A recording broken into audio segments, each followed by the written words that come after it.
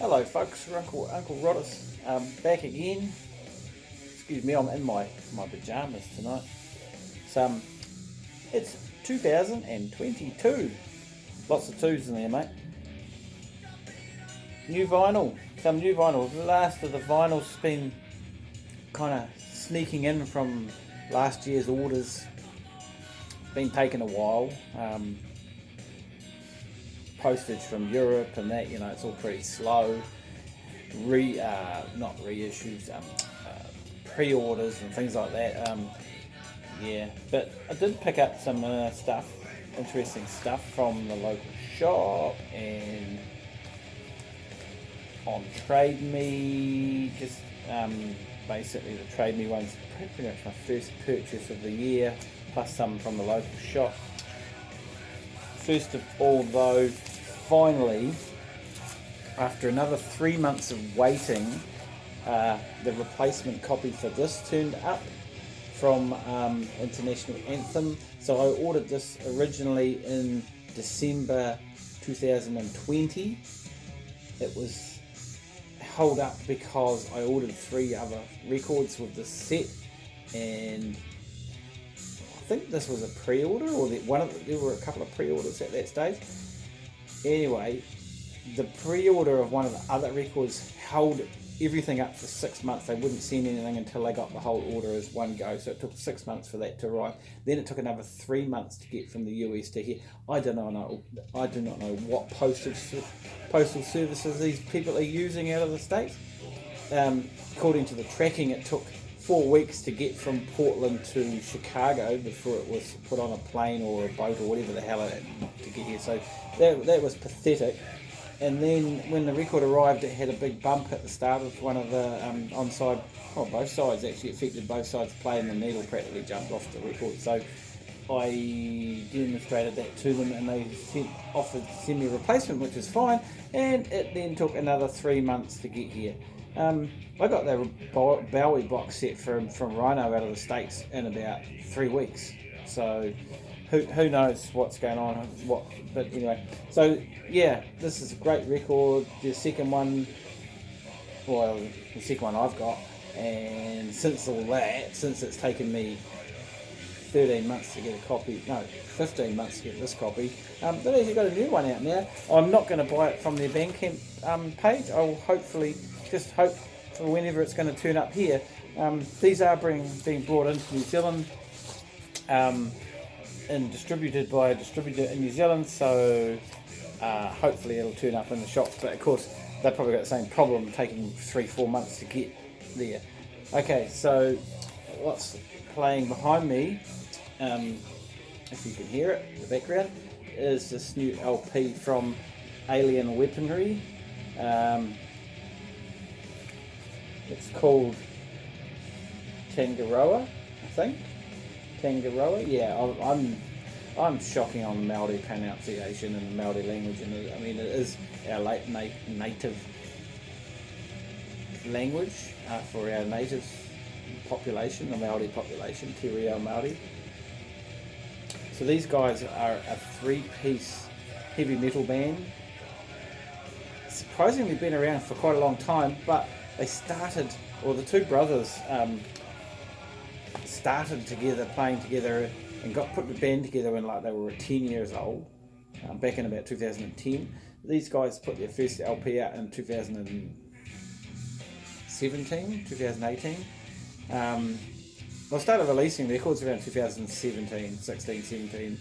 So they put out a couple of singles, I believe. I'm not sure anything on vinyl. And then they put their first LP out. They've done really well. They are touring all over the world, even under COVID conditions. They're actually getting out there and touring, and they've got a whole lot of dates booked. I'm sure some of them are getting cancelled. So the guys are so young still. I mean, they are now in their, just about turning 18, 20 years old. Anyway, this was on pre-order for months and months, and to be honest, it still is. This isn't the copy I pre-ordered. It turned out that the band had printed up 500 odd copies on this orange vinyl, kind of a marble vinyl. They printed this up to sell at their gigs, and then on their Facebook page just recently they said, hey, we've got some copies, so I jumped on it. Actually signed by the band on the front cover. I'm not sure you can see that. So yeah, I think limited edition of 500 on this version. So the standard black vinyl version, which I ordered from Flying Out, it still hasn't shown up. It hadn't shown up, and then I went on their website when I found this and saw that it says it's in stock, and they hadn't sent me my pre-order. So I really don't know what was going on there. So I've emailed them to see what's happening. I'm just playing this on Tidal. I've just signed up to Tidal streaming, and I'm playing it through my TV. I've downloaded it onto my smart TV.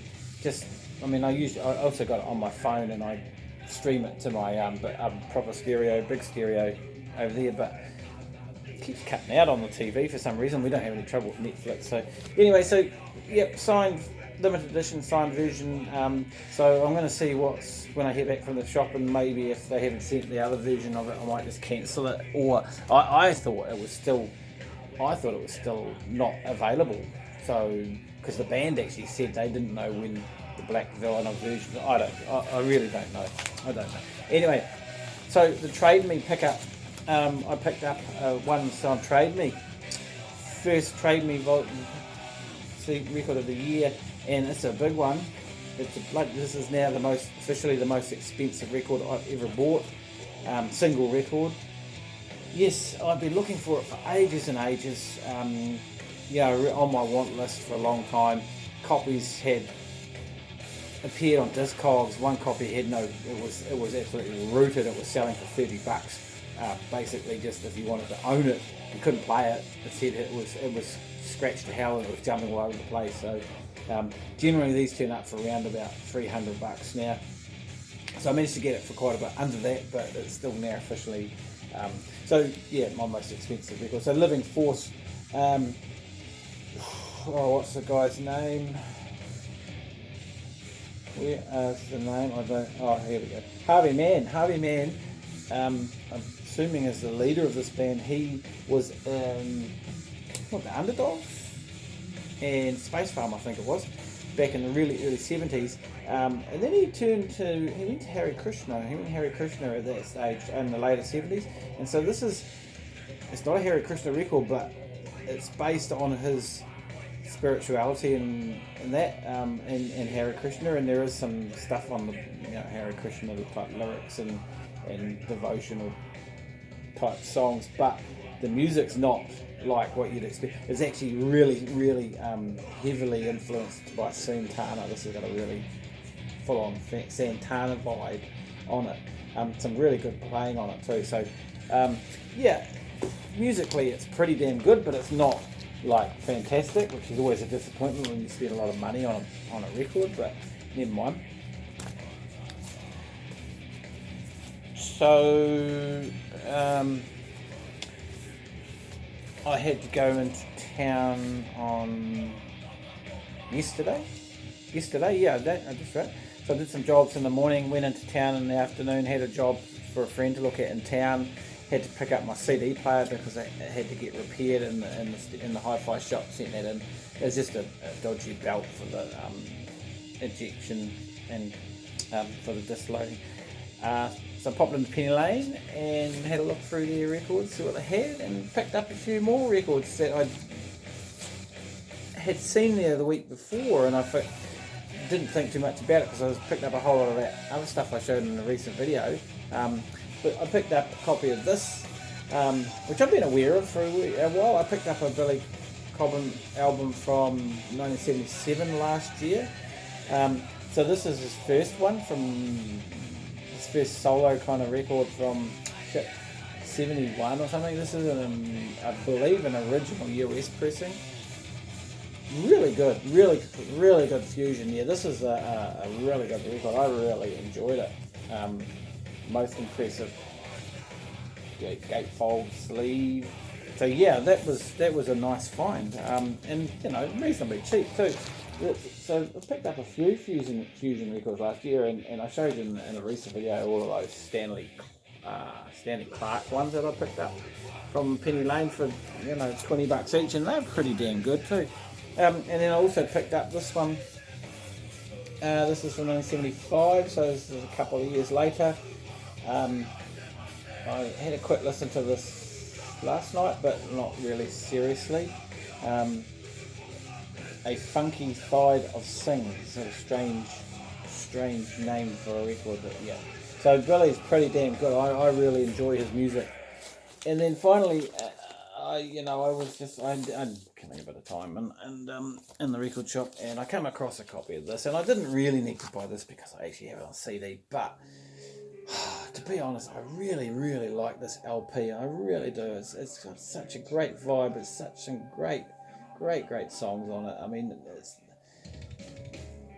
I love Beefheart and its weird stuff, but I actually like this more. This is his real stab at commerciality, and I think he did a damn good job, and there's no reason why a lot of this couldn't be played on a radio, classic rock radio station or whatever, because it's damn good stuff. But I just have a soft spot for this record, and like I say, it is my favourite Beefheart, as much as I like Strictly Personal. Trout Mask, I really still, even though I like weird fucking music like that, I don't know why that album, it just hasn't never clicked with me. This is an original New Zealand copy from the 1974 release when it came out. And good nick too, really good nick. So really pleased to have that, and I just love that record so much. Someone was asking about our top 50 records the other day on Facebook, and this I didn't make my list, but it should be. I mean, it was a pretty rough list I did. It was just anyway, bloody well should be. And then finally, I managed to jump on some more of the spiritual jazz compilations out of Jazzman Records.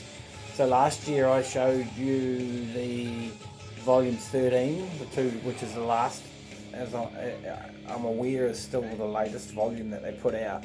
And well, it came out last year or late 2020, not sure now. The two volumes of volume 13, the two parts of volume 13, fantastic, up to the moment, contemporary spiritual jazz from around the world, absolutely stunning compilations. And because of those, I went, and I mean, I've been aware. I remember seeing people posting the very first volume from way back in 2008, but they were posting it over the last couple of years, and I kind of saw it, but didn't really think much about it, didn't really research what it was. But finally did pick up these other two volumes after I'd seen a few people posting them on Facebook, and then started to go back and look at some of the others, and I managed to pick up volumes 11 and 12, which was, one of them was the 3 LP Impulse set, which is fantastic. Anyway, I've been looking on Discogs, and these things, unfortunately, they've gone out of print pretty quick. They're still available, but the prices have gone up big time, and I can't find them for very cheaply, except for these ones. And I managed to land these. Unfortunately, they still weren't cheap, because the time I get them posted all the way from, they all come from Europe, basically. So, actually just arrived today is this first volume. This is the repress from 2019. The first volume came out in 2008, I believe. So yeah, this very first volume, and because I think this was such a popular seller, that's why the label went ahead and did the rest of the series. So this is the one I remember. I've seen a couple of people post this on videos and on Facebook back a few years back, but I just had too many other things to take a lot of notice. And I do that. I see stuff, and then it's like, I just don't have the time or the money to purchase it because I've got too many other things on my plate. And then I do come back to it later on, and suddenly I go, I wish I'd bought that at the time, because I would like to get the rest of these series now, and unless they reissue them, it's unlikely, because the prices have just gone up too much, and I can't. So apart from these volumes I just picked up now, and the volume four are the ones, the other 3 volumes, which is 4 sets, that I already have. The rest of them I've seen on Discogs, they are starting at $100 each, pretty much, and postage. So yeah, not good. So the other one I picked up, this one just arrived today as well. They arrived, and I hope the hell they're going to be okay, because my wife came home from work and they were sitting on the doorstep in the full sun in the box. I was away tramping up in the hills today, and she brought them in. I don't know what time they were delivered, and she didn't get home till late afternoon. So they looked alright, they were well packaged. It took me a lot of work to get into the packaging because they were so taped up and wrapped up, but so fingers crossed that they are okay. They look pretty good. They were sealed. Anyway, this is the Spiritual Jazz Volume 10, and this is the Prestige Records one. So they've mined some of the stuff from the Prestige Records. I think that's just cut out on me again. It's hopeless. It's hopeless. The title on the TV is that the app is obviously not good. It's a shame about that because I like to use it on the TV because my wife is using Spotify for her playlist, and the sound quality is pretty crappy considering this is title is CD quality, and it is good quality, but yeah, the app's not working very well. Prestige Records. So yeah, there's a whole bunch of stuff from Prestige back. I don't know how far back it goes because I haven't read the liner notes yet. But you know, yes, Yusuf Lateef. There's the Moondog stuff on here. There's Mel Waldron, Roy Haynes. A couple of tracks from him. Yes, some of the names are familiar, some are not quite so familiar. So that's really pleased to have these because these sets are amazing. And then finally I picked up these two. This is volume 9, the Blue Note. This is part 1. So there's 2 parts to Blue Note, so there's 4 LPs all up. So yeah, this is part 1, Blue Note Records 62 to 76, modal, esoteric and deep jazz. So there's that version that's got some Bobby Hutchinson, Wayne Shorter, Elvin Jones. I love Elvin Jones, he's great. Freddie Hubbard's pretty amazing. Andrew Hill, I have a couple of his records on Blue Note. And then this is volume 2. Some Jackie McLean on this one, some of the same artists again, which is a shame that I couldn't have found a little bit more various artists that instead of repeating the same artists, even though they're different songs. There are some different artists, but Blue Note has such a huge catalogue. I thought they perhaps could have filled up a few more different artists. And saying that, the spiritual jazz thing is probably not quite so much on Blue Note. You know, they were pretty much more the old bop, hard bop stuff from the 50s onwards. They kind of had their own sort of house style, didn't they? Really. I picked up a lot of Blue Notes in the 75th anniversary reissue. I still haven't got any of the Tone Poets. They're out there. Excuse me. Whew. The Tone Poets are getting sold in one of their local hi-fi shops, but then reasonably expensive. And unfortunately, he doesn't have many coming in. And the ones that he has come in musically haven't really interested me. So, yeah, so that's my lot. But these spiritual jazz compilations are utterly fantastic. I am absolutely loving. Right, that's me. I'll stop prattling on now. Maybe I should go to bed. It's getting pretty late.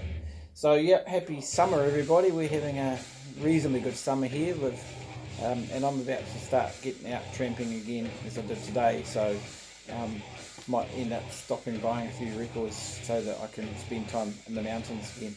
Right, cheers. See ya.